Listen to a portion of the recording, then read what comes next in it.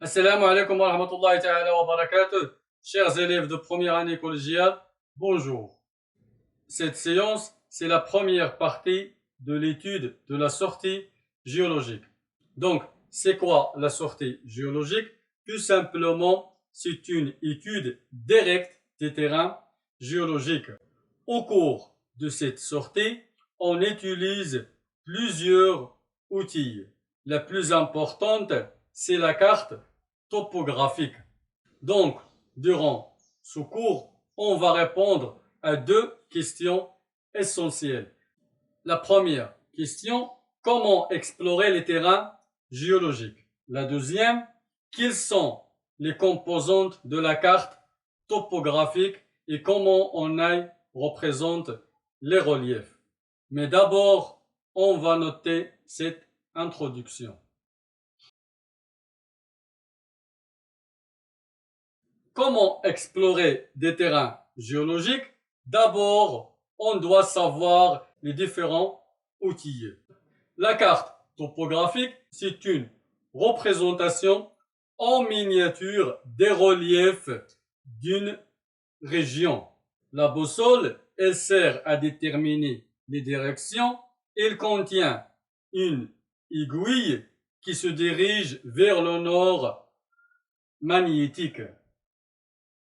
Des sachets et marteaux géologiques pour ramasser les différents échantillons.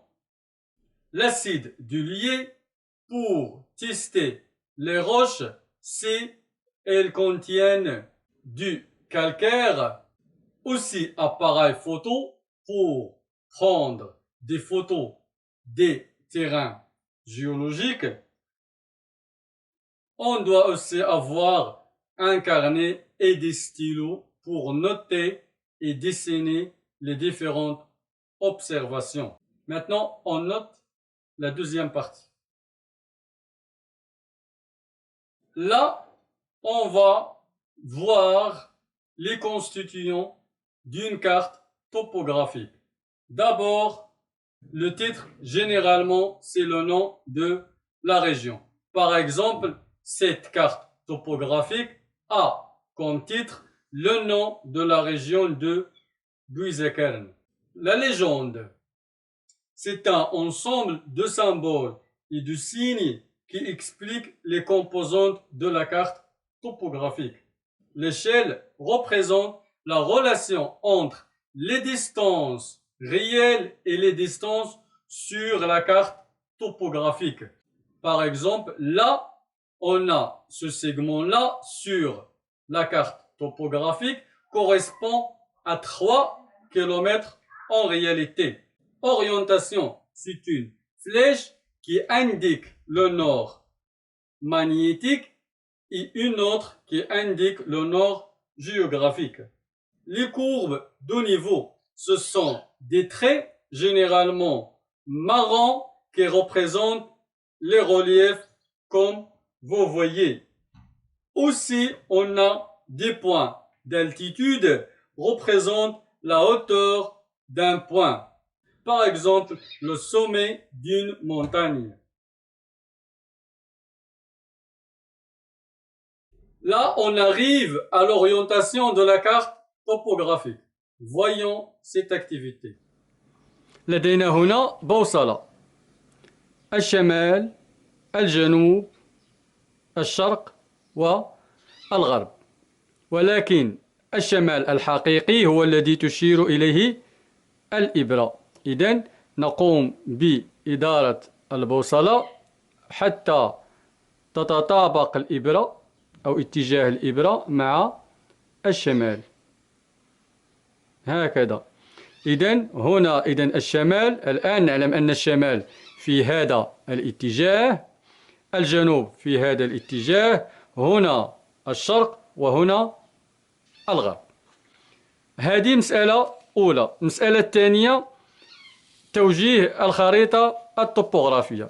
هنا لدينا جزء من الخريطة الطبوغرافية لمنطقة بيزكرن، وهذا هو التوجيه. هذا السهم يشير إلى الشمال الجغرافي، لو نور جيوغرافيك، وهذا السهم يشير إلى الشمال المغناطيسي le nord magnétique. لتوجيه الخريطة إذا المرحلة الأولى نضع البوصلة على هذا التقاطع بهذا الشكل، ثم نحاول أن يتطابق الشمال المغناطيسي مع اتجاه الإبرة. كلما قمت بإدارة البوصلة لن يتطابقا أبدا، لأن دائما هذه الإبرة تشير إلى الشمال المغناطيسي الحقيقي. إذن الحل هو نعم إدارة الورقة.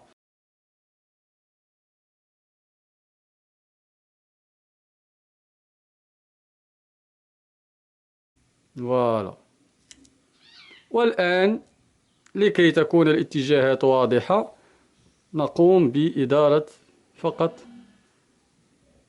حتى تتطابق. إذن كما نلاحظ اتجاه الإبرة متطابق مع الشمال المغناطيسي. الآن إذن هذه الخريطة موجهة حسب الاتجاهات الحقيقية. هذا الاتجاه هو الشمال المغناطيسي، ومنه نستنتج أن هذا الاتجاه هو الشمال الجغرافي. Donc, pour orienter la carte topographique, nous appliquons les étapes suivantes. Placer la boussole sur les angles formés par l'intersection entre les flèches de nord magnétique et de nord géographique, puis on tourne la carte pour faire correspondre la direction de l'aiguille magnétique à la direction du nord magnétique. Là, on arrive à la dernière partie. Comment étudier un site géologique? Donc, durant la sortie géologique, on fait des arrêts ou bien des stations. Chaque arrêt est consacré à l'étude d'un phénomène géologique. Par exemple, là, on fait l'orientation de la carte topographique. Ici, on observe les sédiments au niveau d'un oued et là, on fait l'étude des couches sédimentaires. À la fin de la sortie géologique, les élèves doivent faire un rapport qui contient les différentes activités et aussi les questions posées. Là, on termine la première partie. La deuxième prochainement, Inch'Allah, et à bientôt.